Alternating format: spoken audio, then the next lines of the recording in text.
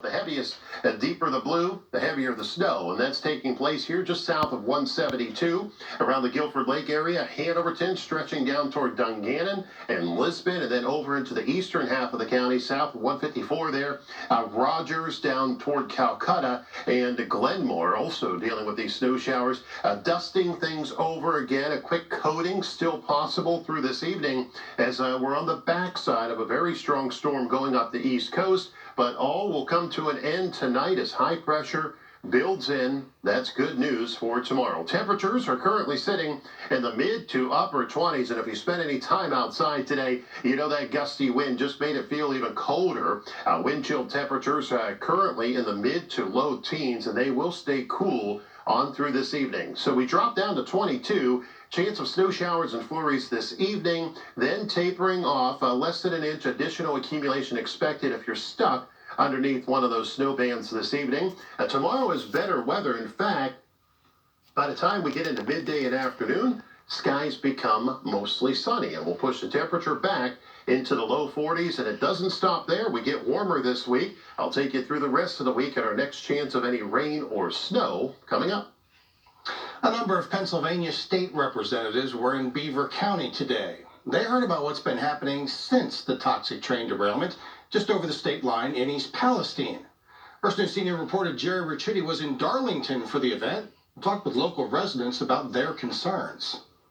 Mother of three, Ashley Bennett of Darlington, has been upset ever since that Norfolk Southern train derailed early last month. We're 38 days out, and the transparency of what's actually happening, we're not getting answers.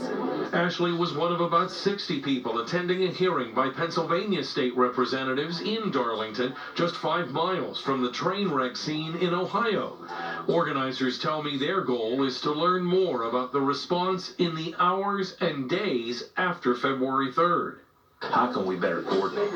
How can we ensure that we have the right boots on the ground immediately? One of those in the audience here also attended a hearing in the U.S. Senate in Washington last week. Although testing has not shown any levels of hazardous materials, Rachel Myers tells me she wants to be certain that continues. Meyer, who's a volunteer with a group calling itself the Moms Clean Air Force, still has fears of dioxin contamination because of last month's controlled burn of materials that sent smoke and other debris into Beaver County. Dioxins are particularly toxic to children. They can be found in breast milk as well.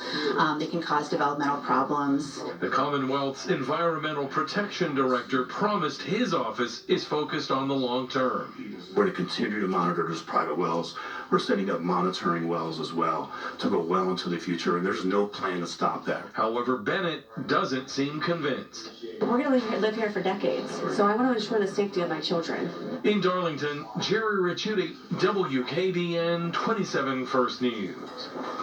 Ohio's top prosecutor says he will take Norfolk Southern Railroad to court over last month's derailment. Today, Attorney General Dave Yost filed a 58-count lawsuit against the railroad in federal court.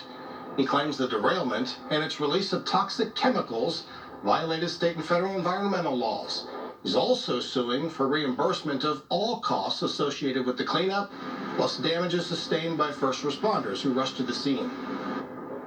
Big point of this lawsuit is to make sure that those long-term effects are not only not forgotten, but they are redressed. Dave Yost wants the railroad to be required to continue monitoring for contaminants and would like to see executives set up a fund to cover long-term costs associated with the derailment too. An important part of the work being done in East Palestine is over a mile from the crash site. The Rainbow Dreamland Playground is getting cleaned up as well. Work started yesterday to clean it up for the children and adults who will visit there this spring, summer, and fall.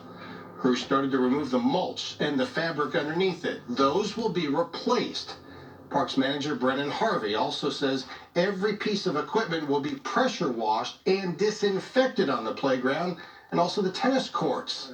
The project was set up through Norfolk Southern. New details now on the man convicted of criminal charges in a June shootout with police in Liberty. Today, he received his sentence. Joining us live is First News Weekend anchor Megan Lee, who's in the newsroom with the latest. Good evening, Dave. 55-year-old Kevin Mallard was in front of Judge Ronald Rice this afternoon to receive his sentencing. Now, Judge Rice sentenced Kevin Mallard to 68 to 73 and a half years in prison. Mallard not only heard his sentencing today, but he also heard a statement from the victim, Zachary Wood's mother, as well as a recount as to what happened from one of the 4 Liberty police officers involved. This all stems back to the shootout that occurred back in June of 2022 at the intersection of Liberty Street and Belmont Avenue. Woods is just 20 years old and now blind in both eyes. After Woods was shot, Liberty police officers exchanged gunfire with Mallard, creating a standoff situation.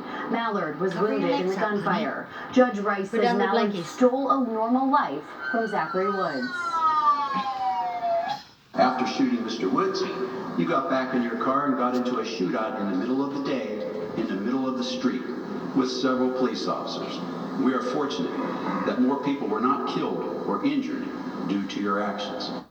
Judge Rice also spoke about passing laws that prevent those with mental health problems from owning. Now I went.